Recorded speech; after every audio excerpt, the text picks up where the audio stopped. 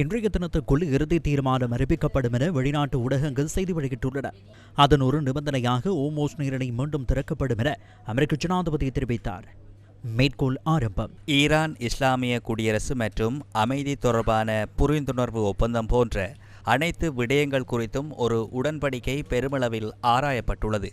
பட்டியலிடப்பட்டுள்ளவாறு America, Iran, இஸ்லாமிய குடியரசு மற்றும் பல்வேறு நாடுகளுக்கிடையே இறுதி செய்யப்படுவதற்கு உட்பட்டு ஒரு உடன்படிக்கை பெருமளவில் கலந்துரையாடப்பட்டு வருகின்றது. ஒப்பந்தத்தின் இறுதி அம்சங்கள் மற்றும் விவரங்கள் தற்போது கலந்துரையாடப்பட்டு வருகின்றன. விரைவில் அறிவிக்கப்படும். உடன்படிக்கையின் மற்றொரு நிபந்தனையாக ஹோமோஸ் நீரிணை திறக்கப்படும்.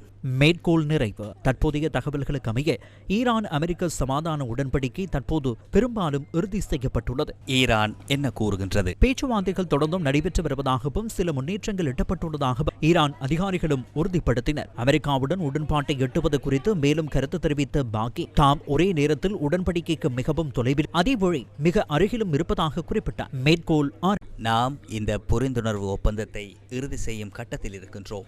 இந்த மட்டத்தில் விவாதிக்கப்படும் விடயங்கள் யுத்தத்தை முடிவுக்கு கொண்டு வருவதிலேயே கவனம் செலுத்துகின்றன.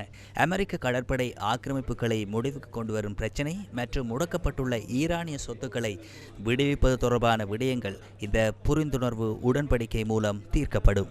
ஈரானுக்கும் அமெரிக்காவுக்கும் இடையில் எட்டப்படக்கூடிய உடன்படிக்கையின் மூலம் ஓமோஸ் நீரிணை வழியாக பயணிக்கக்கூடிய கப்பல்களின் எண்ணிக்கை 30 நாட்களுக்குள் யுத்தத்திற்கு முந்தைய நிலைக்கு கொண்டுவரப்படும் என்று ஈரானின் தஸ்லீம் செய்தி நிறுவனம் இன்று செய்தி வெளியிட்டது. பல்வேறு வழிகளில் ஓமோஸ் நீரிணை மீதான தனது இறையாண்மையை ஈரான் நிலைநிறுத்தும் என்று ஈரான் வலியுறுத்தியுள்ளதுடன் அதன் விவரங்கள் எதிர்காலத்தில் வெளிப்படுத்தப்படும் என்று தஸ்னிம் செய்தி சபை தெரிவிக்கின்றது. அத்துடன் ஈரானுக்கு எதிரான கடற்படை தடைகள் 30 நாட்களுக்குள் முழுமையாக நீக்கப்பட வேண்டும் எனவும் அதில் குறிப்பிடப்பட்டுள்ளது.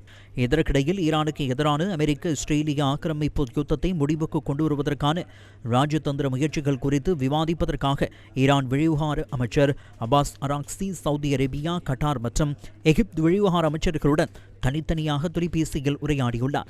சமாதான உடன்படிக்கை வரைவில் உள்ளடக்கப்பட்டுள்ள விடயங்கள் எவை? இதுவரையில் வெளியாகியுள்ள தகவல்களின் பிரகாரம் நீடிக்கப்பட்ட போர் நிறுத்த காலத்தின் போது எந்தவித வரி அறவீடுகளும் இன்றி ஓமோஸ் நீரிணை மீண்டும் திறக்கப்படும். ஈரான் துறைமுகம் மீது அமெரிக்கா விதித்துள்ள தடைகளை நீக்க வேண்டும். ஈரான் சுதந்திரமாக எண்ணெய் விற்பனை செய்வதற்கு வழிவகை செய்யும் வகையில் ஈரான் மீது அமெரிக்கா விதித்துள்ள பொருளாதார தடைகள் நீக்கப்படும். தாம் ஒருபோதும் அணு ஆயுதத்தை பெற முயற்சிக்கப் போவதில்லை என ஈரான் வழங்கும் வாக்குறுதிகளும் உடன்படிக்கையில் சேர்க்கப்பட்டுள்ளன. பிராந்தியத்தில் நிலைநிறுத்தப்பட்டுள்ள அமெரிக்க படைகள் 60 நாட்கள் நீடிக்கப்பட்ட காலம் முழுவதும் அங்கேயே இருக்கும் என்பதுடன் நிரந்தர உடன்படிக்கை எட்டப்பட்ட பின்னரே அவர்கள் மீளப்பெறப்படுவார்கள். இந்த புரிந்துணர்வு உடன்படிக்கை வரைவு இஸ்ரேலுக்கும் ஈரானின் ஆதரவு பெற்று லெபனானை தளமாக கொண்ட ஹிஸ்புல்லா ஆயுத குழுவுக்கும் இடையிலான யுத்தத்தை முடிவுக்கு கொண்டு வரவும் அழைப்பு விடுக்கின்றது. இஸ்ரேல் சமாதான உடன்படிக்கையை ஏற்குமா?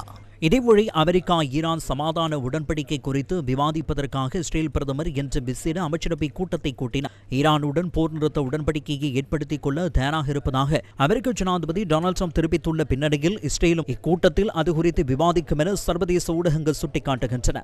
பாகிஸ்தானின் பதில் என்ன?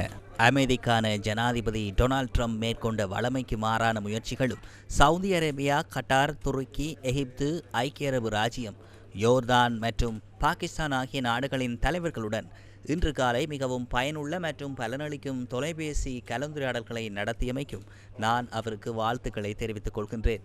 உலக தலைவர்கள் அமெரிக்க ஈரான் சமாதான நடவடிக்கையை எவ்வாறு பார்க்கின்றார்கள்? ஐரோப்பிய ஒன்றியம். ஐரோப்பிய ஆணையத்தின் தலைவர் உர்சுலா வான் டெர் லேயன் அமெரிக்காவுக்கும் ஈரானுக்கும் இடையிலான உடன்படிக்கையை நோக்கிய முன்னேற்றத்தை வரவேற்றுள்ளார். மோதலை உண்மையிலேயே தணிக்கும், ஓமோஸ் நீரிணையை மீண்டும் திறக்கும் மற்றும் வரையில்லாத முழுமையான கப்பல் போக்குவரத்து சுதந்திரத்தை உறுதி செய்யும் ஓர் உடன்படிக்கையே தேவையாக உள்ளது எனவும் ஈரான் அணு ஆயுதத்தை தயாரிக்க அனுமதிக்க கூடாது எனவும் அவர் தனது எக்ஸ் பதிவில் தெரிவித்துள்ளார்.